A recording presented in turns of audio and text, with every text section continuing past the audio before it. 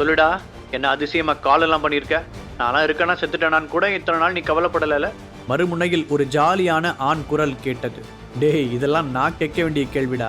ஹரிஷ் சிரித்துக்கொண்டே சொல்ல, அதனாலதான் மாப்பிள்ள நான் முந்திக்கிட்டேன். அந்த பக்கம் இருந்தும் சிரிப்பு சத்தம் கேட்டது. சரி ராகவ், இதெல்லாம் நம்ம அப்புறமா டீல் பண்ணிக்கலாம். எனக்கு இப்போ உன்னோட ஹெல்ப் ஒன்று தேவைப்படுது. எனக்காக நீ ஏஜே கம்பெனி கூட போய் ஒரு பார்ட்னர்ஷிப் பற்றி பேசணும். ஹரிஷ் நிதானமாக சொன்னார்.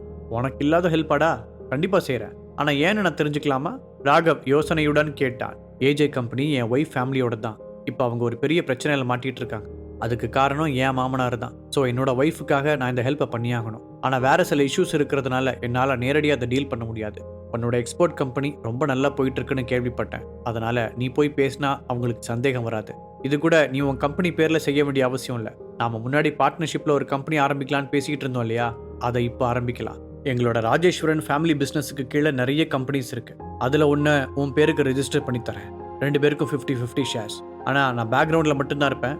நீ தான் அதோட ஓனர்னு எல்லாரும் நினைக்கணும். இப்போதைக்கு என் பேர் எங்கேயும் வெளிவரக்கூடாது.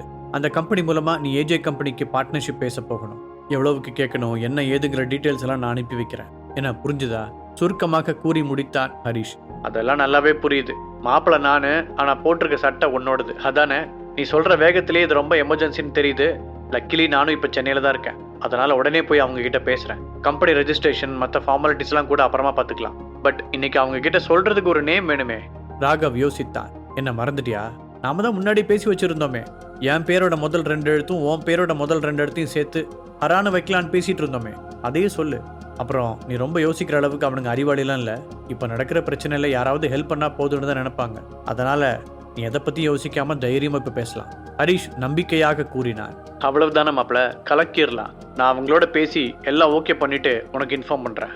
ராகவ் சொல்ல, தேங்க்ஸ் ராமச்சான் என்று நன்றி கூறி போனை வைத்தான் ஹரிஷ். அதே நேரத்தில் ஏஜே கம்பெனியின் ஹெட் ஆஃபீஸில் அனுராதா பாட்டியின் மொத்த குடும்பமும் கூடியிருந்தது. அந்த பெரிய மீட்டிங் ஹாலில் சென்டரில் இருந்த சேரில் அனுராதா சோகத்துடன் உட்கார்ந்திருந்தார். மற்ற சேர்களில் அமர்ந்திருந்த ஃபேமிலி மெம்பர்ஸ் அனைவரும் டென்ஷனாக இருக்க மதிவாணன் எல்லோருக்கும் முன் கை கட்டி தலைகுனிந்து நின்றிருந்தார். மதிவானா, உன் ஃப்ரெண்டு எங்க போனான்னு இப்போவாவது சொல்றியா? அனுராதா கோபமாக கேட்டார். எப்போதும் ஒருவருக்கொருவர் சலசலவென்று பேசிக் கொண்டிருக்கும் ஃபேமிலி மெம்பர்ஸ் இன்று வழக்கத்துக்கு மாறாக அமைதியாக இருந்ததுடன் மதிவாணனை வெறுப்போடு பார்த்து கொண்டிருந்தனர். நீ எங்க கிட்டலாம் என்ன சொன்ன மதிவானா? உன்னை நம்பிதானே நாங்கள் எல்லாரும் எங்க ஷேர் அமௌண்ட் அப்படியே தூக்கி கொடுத்தோம். இப்போ அந்த பணம் எங்க? ஒருவர் கோபத்துடன் எழுந்து கத்தினார். ஒரே நைட்ல நம்மளோட எல்லா பணமும் போயிருச்சுங்கிறத என்னால நம்பவே முடியல. இன்னொருவன் மதிவாணனை முறைத்தான். ப்ளீஸ், நீங்க யாரும் கவலைப்பட வேண்டாம். அப்பா ஆல்ரெடி போலீஸ்ல கம்ப்ளைண்ட் ரெஜிஸ்டர் பண்ணியிருக்காரு. அவங்க சீக்கிரமாவே அந்த ஃப்ரெண்டை கண்டுபிடிச்சு கொடுத்துருவாங்க. சந்தனா அவர்களை சமாதானப்படுத்த முயற்சித்தாள். என்னதான் இருந்தாலும் நம்ம எல்லாரும் ஒரே ஃபேமிலி. அதனால நாம கொஞ்சம் பொறுமையாவே பேசுவோம். எப்படியாவது அதை கண்டுபிடிச்சு நம்ம பணத்தை வாங்கிடலாம். திலகா தன் பங்குக்கு கூறினார். ஆனால் அதையெல்லாம் கேட்கும் நிலையில் அந்த ஃபேமிலி மெம்பர்ஸ் இல்லை. அவர்கள் எல்லோருமே மதிவாணன் மீது பயங்கர கோபத்தில் இருந்தனர். அம்மா, இப்படி ஆகும்னு நான் சத்தியமா கனவுல கூட நினைக்கல. நேற்று நைட்டு தான் மொத்த பணத்தையும் அவனுக்கு அனுப்பி வச்சேன். ஆனா இன்னைக்கு காலையில இருந்து அவனை காண்டாக்ட் பண்ணவே முடியல. மதிவாணன் கிட்டத்தட்ட அழும் குரலில் சொன்னார். இப்படி காணாம போயிட்டான்னு கையை பிசைஞ்சிட்டு நின்னா எப்படி? நீ தொலைச்சது ₹1 ₹2 இல்ல, போனா போகட்டும்னு விடுறதுக்கு கிட்டத்தட்ட 300 கோடி. நம்மளோட ஃபினான்ஷியல் பார்ட்னர்ஸ் எல்லாரும் கம்பெனிக்கு வந்திருக்காங்க. அவங்க எல்லாரும் நேரா இங்கே தான் வந்துகிட்டு இருக்காங்க. கம்பெனியின் ஸ்டாஃப் ஒருவர் கதவை தட்டி சொல்லிவிட்டு போனார். பின்னாடியே கோட் சூட் அணிந்த கொஞ்சம் பேர் உள்ளே வந்தனர். அந்த கூட்டத்தின் நடுவில் ஒரு பெண்மணியும் இருந்தார். இன்ஃபார்ம் பண்ணாம வந்ததுக்கு சாரி. பட் எங்க கம்பெனியில் ஒரு எமர்ஜென்சி மீட்டிங் அரேஞ்ச் பண்ணியிருந்தாங்க. அதுல உங்க கம்பெனியோட வச்சிருக்கிற ஃபினான்ஷியல் கான்டாக்ட்ஸ் எல்லாத்தையுமே முடிச்சுக்கிறதாவும் நாங்க பண்ணியிருக்கிற இன்வெஸ்ட்மெண்ட்ஸை நீங்க உடனே திருப்பி தரணும்னு பேசி முடிச்சிருக்காங்க. அந்த பெண்மணி இறுக்கமான முகத்துடன் கூற அதை கேட்டு அனுராதா அதிர்ச்சி அடைந்தார். சடனா ஏன் இப்படி பண்றீங்க? நம்ம 2 கம்பெனியுமே ரொம்ப வருஷமா பிசினஸ் டீலிங்ஸ் பண்ணிக்கிட்டு இருக்கோம். இந்த நேரத்தில் நீங்க இப்படி பண்ணக்கூடாது என்று அவர் கவலையுடன் கேட்டார். எங்களோட மேடம் உங்ககிட்ட உண்மையான காரணத்தை சொல்ல யோசிக்கிறாங்க. அது என்னன்னா, நீங்க உங்களோட எல்லா சொத்துக்களையும் யாரோ ஒருத்தங்கிட்ட ஏமாந்துட்டதா எங்களுக்கு இன்ஃபர்மேஷன் வந்திருக்கு. நீங்க செஞ்ச முட்டாள்தனமான வேலையால எங்களோட பணம் வீணாகிறத பார்த்துட்டு சும்மா இருக்க முடியாது. அதனால நாங்க இன்வெஸ்ட் பண்ண மொத்த பணத்தையும் திருப்பி கேட்கிறோம். அந்த பெண்மணியின் அருகில் இருந்த கோட் சூட் மனிதன் பட்டென்று உண்மையை போட்டு உடைத்தார். மேடம், நீங்க ரொம்ப அவசரப்படுறீங்க. நீங்க நினைக்கிற மாதிரி எங்களோட நிலைமை அவ்வளோ மோசமா இல்லை. இந்த முடிவை பத்தி நீங்க திரும்பவும் ஒரு தடவை நல்லா யோசிச்சா பரவாயில்ல. சொல்லும் போதே அனுராதாவின் குரலில் நடுக்கம் தெரிந்தது. இப்போது அந்த பெண்மணி நேரடியாக பேசினார். சாரி, இதில் நாங்கள் செய்கிறதுக்கு எதுவுமே இல்லை. அப்புறம் நாங்கள் எதுவும் தப்பாலாம் கேட்கல. நம்ம கான்ட்ராக்டில் இருக்கிற மாதிரி தான் நடந்துக்கிறோம். நாங்க இன்வெஸ்ட் பண்ண அமௌண்ட் மட்டும் இப்ப நீங்க திருப்பி கொடுத்தா போதும் என்றார். அவர் பேசி முடித்தவுடன் அங்கு வந்திருந்த மற்ற கம்பெனிக்காரர்களும் தாங்கள் செய்த இன்வெஸ்ட்மெண்ட் பணத்தை கேட்டனர். ஏஜே குடும்பத்தால் அவ்வளவு பணத்தை திருப்பி கொடுக்க முடியாது என்ற முடிவுக்கு ஆல்ரெடி அவர்கள் வந்திருந்தனர். அதனால் அந்த குடும்பத்திற்கு சொந்தமான ரியல் எஸ்டேட் நிலங்கள், அவர்களின் வீடுகள் ஆகியவற்றை போட்ட பணத்திற்கு ஈடாக பறிமுதல் செய்வது பற்றி பேசத் தொடங்கியிருந்தார்கள். அதை கேட்ட ஏஜே ஃபேமிலியில் மெம்பர்ஸ் கோபமடைந்து அவர்களுடன் வாக்குவாதத்தில் ஈடுபட்டனர். எல்லாரும் கொஞ்சம் நிறுத்துறீங்களா? இப்படி நமக்குள்ள வீணா சண்டை போடுறதுனால யாருக்கு என்ன பிரயோஜனம் என்று மேஜையில் தட்டிய அனுராதா சத்தமாக கூறினார். நீங்க எங்களுக்கு எந்த சமாதானமும் சொல்ல முடியாது. சட்டப்படி கான்ட்ராக்ட்ல இருக்கிறத மட்டும்தான் நாங்க கேட்கிறோம். ஸோ உங்களுக்கு வேற வழி இல்லை. அப்படி நீங்க மறுத்தா அந்த பெண்மணி முடிக்காமல் நிறுத்த அவர் என்ன சொல்ல வருகிறார் என்பது அங்கிருந்த எல்லோருக்கும் புரிந்தது. மேடம், நீங்க ஒன்றும் கவலைப்பட வேண்டாம். நாங்க கண்டிப்பா உங்களோட பணத்தை திருப்பி தந்துடுறோம். ஆனா அதுக்கு கொஞ்சம் டைம் கொடுங்க. நாம ரொம்ப வருஷமா பிசினஸ் பார்ட்னர்ஸா இருந்திருக்கோம். அதுக்கு மரியாதை கொடுத்தாவது எங்களுக்கு நீங்க கொஞ்சம் டைம் கொடுக்கணும். அனுராதா கிட்டத்தட்ட கெஞ்சினார். சரிங்க அனுராதா, உங்க மேல வச்சிருக்கிற மரியாதைக்காக மட்டும்தான் நான் இதை செய்யறேன். உங்களுக்கு 1 வீக் டைம் தரேன். அதுக்குள்ள எங்க எல்லாரோட பணமும் வந்தாகணும். இல்லாட்டி நாங்க இதை கோர்ட் மூலமா டீல் பண்ண வேண்டியிருப்போம் சொன்ன அந்த பெண்மணி அதற்கு மேல் பேச எதுவும் இல்லை என்பது போல கிளம்பி சென்று விட்டார். அனுராதா தளர்ந்து போய் நாற்காலியில் சாய்ந்தார். ஒரே வாரத்தில் அவர்களது பங்கான 200 கோடி ரூபாயை எங்கிருந்து திரட்டுவது? அதே நேரத்தில் மதிவாணன் நண்பனிடம் கொடுத்து தொலைத்த 300 கோடி ரூபாயை எப்படி திரும்ப பெறுவது? யோசிக்க யோசிக்க அவருக்கு பைத்தியம் பிடிப்பது போல இருந்தது. நம்ம சந்தனாவோட ஹஸ்பண்ட் ஹரிஷுக்கு Deepak Ravichandran, Aira international company owner ஐரான்னு நிறைய பணக்கார ஃப்ரெண்ட்ஸ் இருக்காங்கல்ல, ஹரிஷ் மூலமா அவங்க கிட்ட கேட்டு பார்க்கலாமா? ஒருவர் தயக்கத்துடன் இந்த யோசனையை கூறினார். பாட்டிக்கு ஹரிஷை சுத்தமாக பிடிக்காதென்று அங்கிருந்த எல்லோருக்குமே தெரியும். அப்படி இருக்கும்போது பாட்டி அவரிடம் உதவி கேட்பாரா என்ற சந்தேகம்தான் அவர்களின் தயக்கத்திற்கு காரணம்.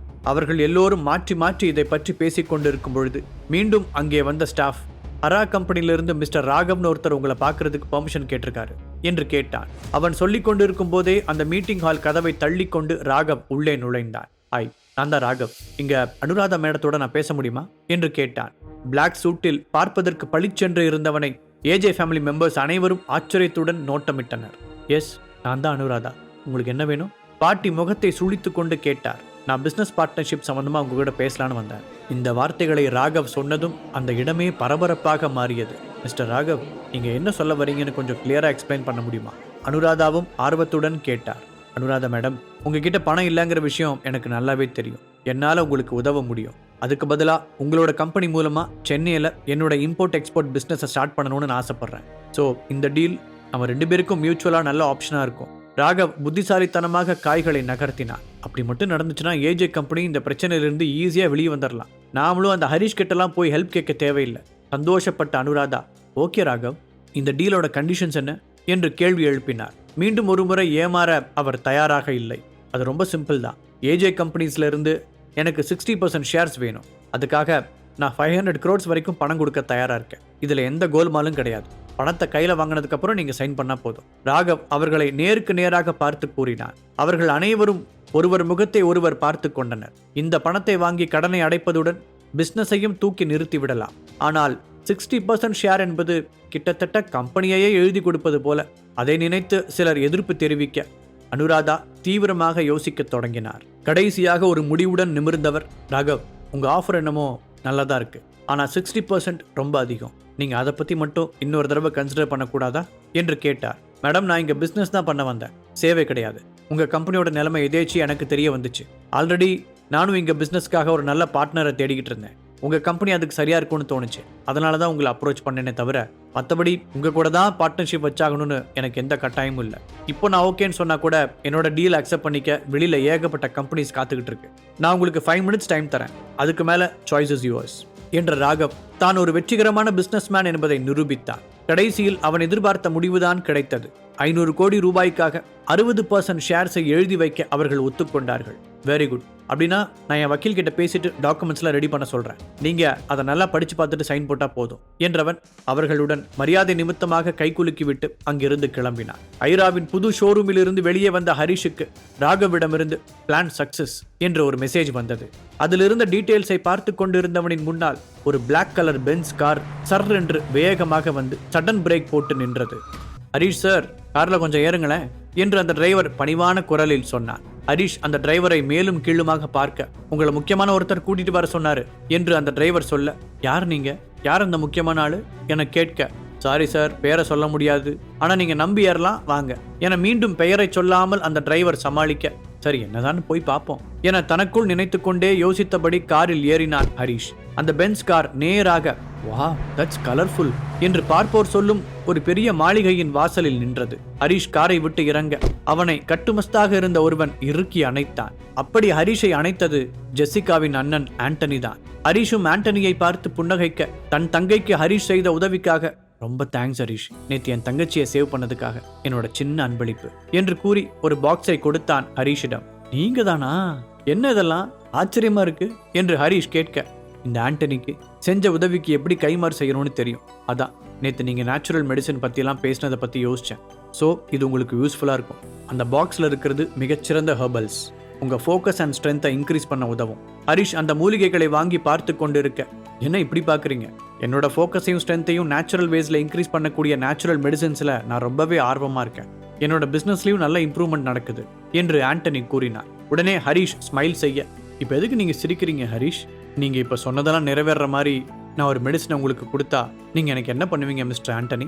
ஹரிஷ் என்ன ஜோக் காட்டுறீங்களா? நோனோ, நான் ஏன் ஜோக் பண்ண போறேன், அதுல நான் ரொம்ப வீக் என்று ஹரிஷ் சொல்ல, ஆண்டனி அவனை ஒரு மாதிரியாக பார்த்தான். என்ன நீங்க நம்பலாம் என்று கூறியபடியே ஹரிஷ் தன் பாக்கெட்டில் இருந்து ஒரு மாத்திரையை எடுத்தான். கயல்வெளி கொடுத்த புத்தகத்தை பின்பற்றி அவன் தயாரித்த மாத்திரைகளில் இதுவும் ஒன்று. ஆண்டனி ஹரிஷ் கையில் இருந்த மாத்திரையை பார்த்தான். உண்மையிலேயே ஹரிஷ் கூறியபடி அந்த மாத்திரைகள் வேலை செய்தால் அது ஆண்டனிக்கு பெரிய வரமாக இருக்கும். ஆனால் ஹரிஷின் மீது ஆண்டனிக்கு நம்பிக்கை வரவே இல்லை. அதை ஹரிஷும் உணர்ந்தான். நான் சொல்றதை நீங்க நம்பலன்றது எனக்கு தெளிவா தெரியுது என்று ஹரிஷ் சொல்ல, ஆண்டனி மௌனத்தையே பதிலாக தந்தான். இதையடுத்து ஹரிஷ் அமர்ந்திருந்த இடத்திலிருந்து எழுந்திருக்க, ஏன் இப்போ எழுந்துட்டீங்க என்று ஆண்டனி கேட்டான். சும்மாதான், டிஸ்கஷன் முடிஞ்சிருச்சு, ஸோ கிளம்ப வேண்டியதான மிஸ்டர் ஆண்டனி. உடனே ஆண்டனி, நீங்க கொண்டு வந்திருக்கிற மாத்திரையில உண்மையாவே நீங்க சொன்ன சக்திகள்லாம் இருக்கா என்று ஆண்டனி கேட்டான். அவனுக்கு ஹரிஷின் மீதும் அவன் வைத்திருந்த மாத்திரையின் மீதும் அதிக அளவு சந்தேகம் இருந்தாலும் அவனுக்கு அந்த மாத்திரையை ட்ரை செய்து பார்க்க வேண்டும் என்று தோன்றியது. உங்களுக்கு தான் நம்பிக்கை இல்லையே, ஸோ ஃப்ரீயா விடுங்க. ஹரிஷ் சொன்ன விதம் ஆண்டனியின் ஆசையை மேலும் தூண்டியது. அதை கவனித்த ஹரிஷ், உங்களை பார்த்ததுல சந்தோஷம், அப்போ நான் கிளம்பட்டுமா என்று மீண்டும் கேட்டார்.